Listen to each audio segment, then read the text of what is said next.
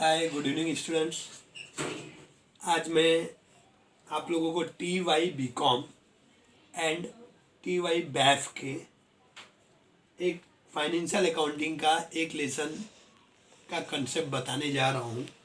उस लेसन का नाम है accounting of transaction of foreign currency.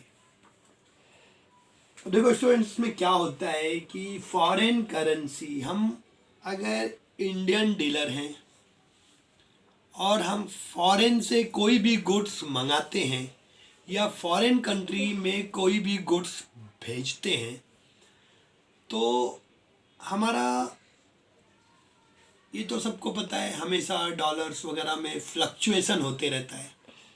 कभी डॉलर का रेट कम होता है, कभी डॉलर का रेट बढ़ जाता है।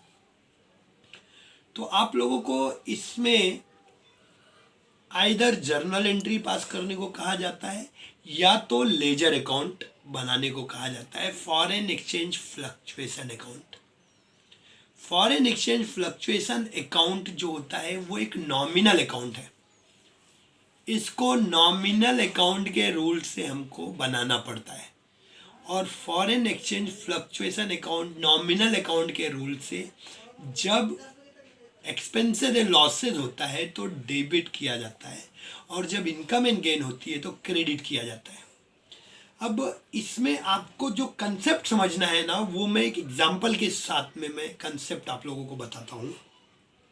उस कंसेप्ट को आप लोग ध्यान से समझिएगा। सपोज मैं एक इंडियन मर्चेंट हूँ, इंडियन डीलर हूँ, और मैं किसी फॉरेन कंपनी में कि फॉरेन कंट्री के किसी को, मैं डीलर को, मैं अपने इंडिया का गुड्स एक्सपोर्ट कर रहा हूँ। एक्सपोर्ट करने का मतलब मैं फॉरेन में भेज रहा हूँ, मैं गुड्स को सेल कर रहा हूँ।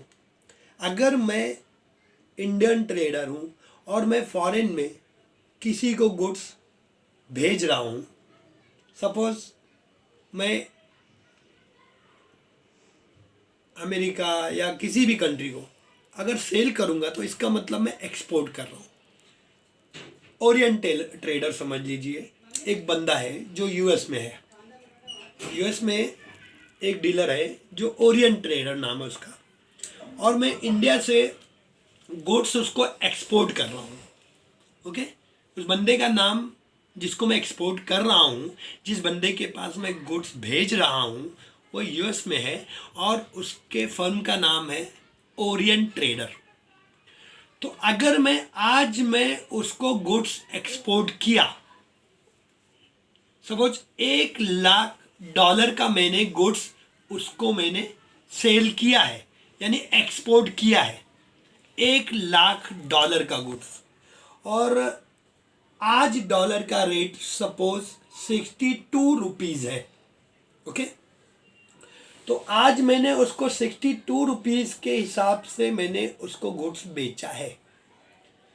अब $1,00,000 का मैंने गुड्स बेचा है, 62 रुपीज़ पर डॉलर का सपोज रेट है, तो मैंने टोटल 1,00,000 इंटू पर dollar 62 rupees is equal to 62 lakhs का गुड्स मैंने ओरिएंट ट्रेडर ऑफ यूएस को मैंने बेचा है। ये मैंने जिस दिन बेचा है उस दिन पहले मुझे ये एंट्री बनानी पड़ेगी। मैंने गुड्स बेचा है ओरिएंट ट्रेडर को, तो ओरिएंट ट्रेडर मुझसे गुड्स रिसीव कर रहा है, मतलब ओरिएंट ट्रेडर जो है वो रिसीवर है। तो Orient Trader account debit, because debit the receiver, और मैं सेल्स कर रहा हूँ एक्सपोर्ट सेल्स, तो to export sales account credit हो जाएगा, बिकॉज सेल्स करने के बाद मुझे इनकम मिलेगी और credit all income and gain. Okay, तो पहली एंट्री मुझे इसकी ये बनानी पड़ेगी कि Orient Trader account debit to export sales account, यानी मैंने उसको गुड्स सेंड किया है, एक्सपोर्ट किया है, मैंने उसको गुड्स सेल किया है, बेचा है, तो पहले दिन बेचने वाली एंट्री बनेगी। अब एक पीरियड के बाद, सपोज 15 डेज, 20 डेज या 1 मंथ के बाद ओरिएंट ट्रेडर मुझे पेमेंट करेगा। ओरिएंट ट्रेडर मुझे पेमेंट करेगा, और जैसा कि मैं बता रहा हूँ और हर कोई जानता है कि डॉलर्स के रेट में फ्लक्चुएशन होते रहता है। कभी डॉलर डिक्रीज हो जाता है, कभी डॉलर इंक्रीज हो जाता है। सपोज जिस दिन को वो मुझे पेमेंट दे रहा है 1 मंथ आफ्टर सेल्स, सेल्स करने के 1 मंथ के बाद वो मुझे पेमेंट दे रहा है। अब देखो जिस दिन मैंने उसको गुड सेल किया था, सपोज 1 सितंबर को मैंने उसको गुड सेल किया, ओरिएंट ट्रेडर ऑफ यूएस, तो मैंने $1,00,000 का गुड सोल्ड किया और 62 रुपीज़ पर डॉलर का रेट था, तो टोटल 62 लैक्स की एंट्री मैं करूंगा सेल की। Orient Trader account debit to export sales account 62 lakh 62 lakh. अब सपोज 1 मंथ के बाद यानी 1 अक्टूबर को उसने मुझे पेमेंट दिया अगर, और जिस दिन मुझे उसने पेमेंट दिया तो उस दिन डॉलर का रेट 62 की जगह 61 हो गया, पर डॉलर 1 रुपीज डिक्रीज हो गया रुपीज का रेट। समझ, हमारा इंडियन रुपीज 62 के हिसाब से था और 61 हो गया। अब देखिए स्टूडेंट सब ध्यान से सुनिए कि अब जिस डेट को मैंने बेचा था उस दिन डॉलर का रेट 62 रुपीज था, मतलब मुझे $1,00,000 के ऊपर टोटल 62 लाख पर डॉलर का रेट, तो मुझे 62 लाख रुपीज पेमेंट मिलने वाला था। बट अब मुझे डॉलर का रेट अगर 61 हो गया तो मुझे अब वो पेमेंट देगा तो $1,00,000 इंटू 61 रुपीज के हिसाब से मुझे 61 लाख रुपीज पेमेंट देगा। जिस दिन सेल किया था उस दिन 62 लाख वैल्यू थी, लेकिन जिस दिन पेमेंट रिसीव कर रहा हूं उस दिन मुझे ओनली 61 लाख रुपीज मिल रहा है। तो मैं एंट्री बनाऊंगा बैंक अकाउंट डेबिट, बिकॉज मेरे पास पैसा वो पेमेंट दे रहा है, तो बैंक अकाउंट डेबिट 61 लाख। और ये पेमेंट कौन दे रहा है? Orient trader. तो ओरिएंट ट्रेडर अकाउंट को क्रेडिट लिखूंगा, ओरिएंट ट्रेडर अकाउंट को क्रेडिट लिखा जाएगा, बिकॉज ओरिएंट ट्रेडर जो है वो गिवर है, क्रेडिट द गिवर। तो मुझे एंट्री बनानी पड़ेगी bank account debit to Orient Trader account 61 lakh 61 lakh. अब देखो इसके बाद क्या होता है कि अभी मैंने जिस दिन गुड्स उसको भेजा था यानी जिस दिन सेल किया था उस दिन डॉलर का रेट 62 था, तो मुझे $1,00,000 पे 62 लाख रुपीज मिलने का होप था।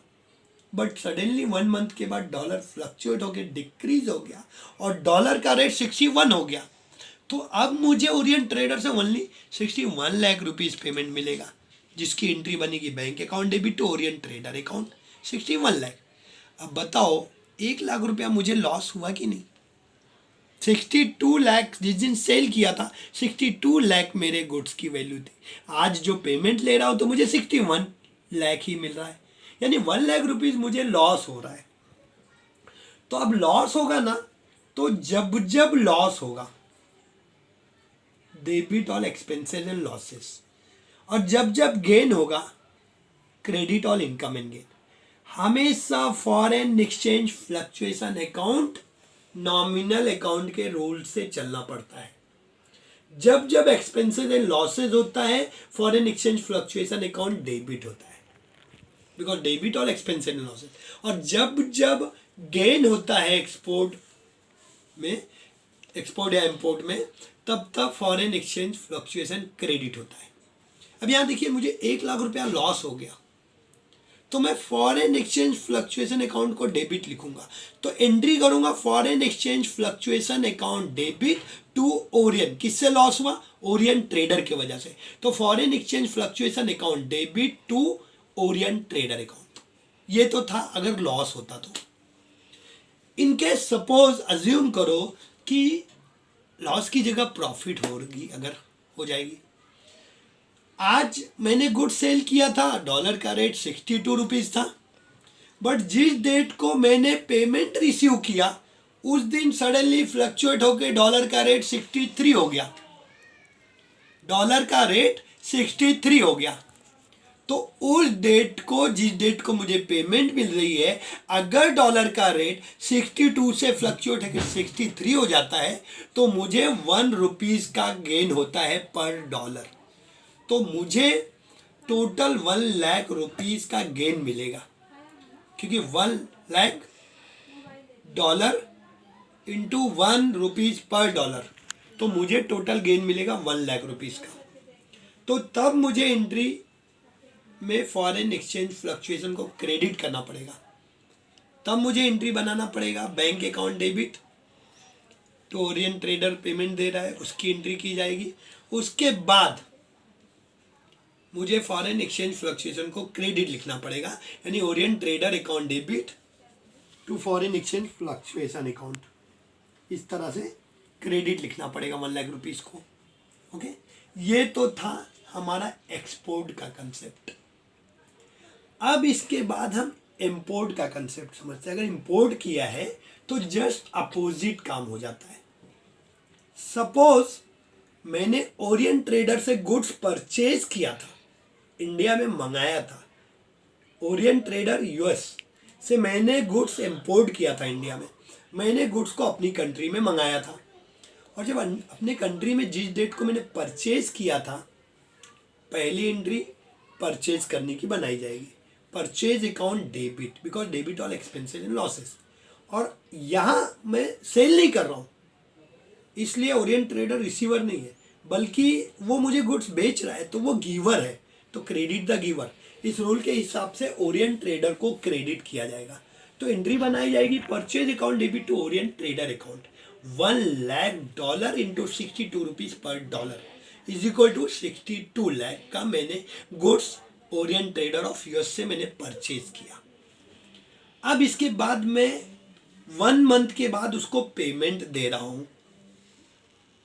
अगर यहां डॉलर का रेट गिर गया तो मुझे गेन होगा, और अगर यहां डॉलर का रेट बढ़ गया तो मुझे लॉस होगा।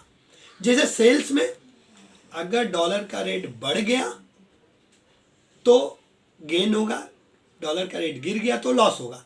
यहाँ डॉलर का रेट अगर गिर गया तो गेन होगा, डॉलर का रेट अगर गिर गया, कम हो गया तो गेन होगा, और बढ़ गया तो लॉस होगा, अपोजिट काम होगा।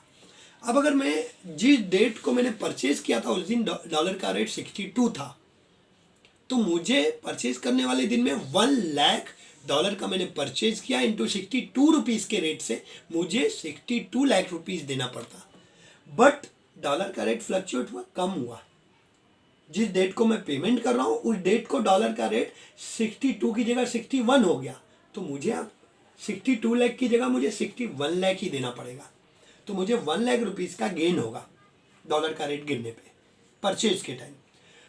तो मुझे एंट्री बनानी पड़ेगी, ओरिएंट ट्रेडर को मैं पेमेंट दूंगा, तो ओरिएंट ट्रेडर रिसीवर है, तो Orient Trader account debit 61 lakh to मेरे पास से पैसे जाएंगे, तो to bank account credit 61 lakh. अब यहाँ मुझे 1 लाख रुपीज़ का गेन हो गया, तो अब यहाँ फॉरेन एक्सचेंज फ्लक्चुएशन क्रेडिट हो जाएगा। तो एंट्री बनेगी Orient Trader account debit, Orient Trader की वजह से मुझे 1 लाख का गेन हो रहा है, तो Orient Trader account debit to foreign exchange fluctuation account credit 1 lakh. और अगर यही ऐसा हो गया कि रेट डॉलर का गिरने के बजाय और डॉलर का रेट फ्लक्चुएट हो गया, 1 रुपीज़ इंक्रीज हो गया, यानी 62 की जगह अब 63 हो गया, तो देखो अब क्या है, मुझे पेमेंट जो देना है, पहले जिस डेट को मैंने खरीदा था उस डेट को $1 लाख इंटू 62 के रेट से 62 लाख रुपीज़ का लिया था, लेकिन अब पेमेंट देने के दिन डॉलर का रेट 1 रुपीज़ बढ़ा, तो अब मुझे $1 lakh into 62 3 rupees per dollar, तो 63 लाख देना पड़ेगा। तो 1 रुपीज़ डॉलर का रेट यहाँ पे बढ़ जाएगा, और 1 लाख रुपीज़ बढ़ जाएगा, मेरा ज़्यादा देना पड़ेगा मुझे। तो अब यहाँ मुझे लॉस हो रहा है, तो फॉरेन एक्सचेंज फ्लक्चुएशन को यहाँ डेबिट किया जाएगा, because debit all expenses and losses. तो एंट्री बनाई जाएगी foreign exchange fluctuation account debit to Orient Trader account credit 1 lakh.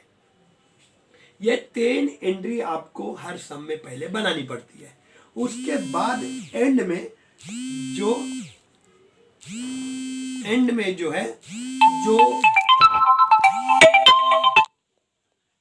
जो है जब फॉरेन एक्सचेंज हमारा क्रेडिट हुआ रहता है, अगर हमको इनकम मिली रहती है, तो उसको डेबिट करके प्रॉफिट एंड लॉस को क्रेडिट करके अकाउंट क्लोज किया जाता है। सपोज अगर मुझे 1 लाख रुपीज़ का गेन हुआ है तो फॉरेन एक्सचेंज फ्लक्चुएशन क्रेडिट लिखा जाएगा, और लास्ट में ईयर एंड होने के दिन फिर अगर फॉरेन एक्सचेंज हमको गेन हुआ रहेगा, फॉरेन एक्सचेंज फ्लक्चुएशन क्रेडिट हुआ रहेगा, तो उसको प्रॉफिट और लॉस में ट्रांसफर करके एंट्री को ख़त्म किया जाता है। यानी फॉरेन एक्सचेंज फ्लक्चुएशन अगर क्रेडिट हुआ रहेगा, हमको गेन हुआ होगा, तो वो हम उसके बाद वाली एंट्री करेंगे, foreign exchange fluctuation account debit to profit and loss account, और अकाउंटिंग 1 साल की ख़त्म हो जाएगी एंट्री।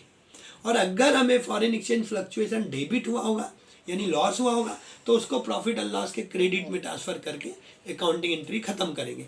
तब एंट्री बनाई जाएगी profit and loss account debit to foreign exchange fluctuation account credit, और 1 साल का सब खत्म हो जाएगा टेंशन, 1 साल का पूरा ट्रीटमेंट हो जाएगा।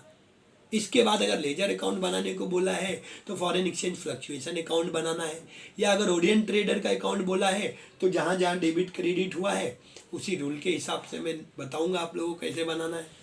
और ऐसे ही ये चारों एंट्री 2 से 3 साल की करनी पड़ती है। कभी कभी 2017, 18, 19 ऐसे 3 साल की ये सारी एंट्रीज हमको ख़त्म करनी पड़ती है। ये 4 एंट्री पहले परचेज या सेल वाली एंट्री रहेगी, वो करनी पड़ेगी।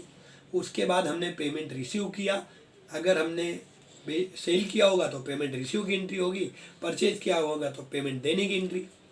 तीसरा, हमें लॉस हुआ है कि गेन हुआ है फॉरेन एक्सचेंज फ्लक्चुएशन में, उसकी एंट्री करनी पड़ेगी। चौथी, फॉरेन एक्सचेंज फ्लक्चुएशन को प्रॉफिट एंड लॉस में ट्रांसफ़र करने की एंट्री करनी पड़ती है। उसके बाद ये सारे सम का 1 साल का पूरा ख़त्म होता है, फिर नेक्स्ट ईयर की करनी पड़ती है। तो अभी मैं आप लोगों को कंसेप्ट बताया हूँ, अभी नेक्स्ट लेक्चर से मैं ट्राई करूँगा। सारे बच्चों के एग्ज़ाम्स हैं, मुझे BMS के, BAF के, BBA वालों के, BFM के, BBA के सारे लेक्चर्स, अभी तक मैंने 12th के लेक्चर स्टॉप रखा है। मैं सिर्फ अभी लास्ट ईयर ग्रेजुएशन पे ध्यान दे रहा हूँ, बहुत सारे लेक्चर्स लेने होते हैं, इसलिए सिस्टमेटिक में थोड़ा टाइम मैनेज कर करके सबको मैं हैंडल करूँगा। तो इसलिए प्लीज़ अभी मैं नेक्स्ट लेक्चर में आप लोगों को इसके सम कराऊँगा। ऑल द बेस्ट, तब तक ये वीडियो को ध्यान से समझ के रखो। All the best.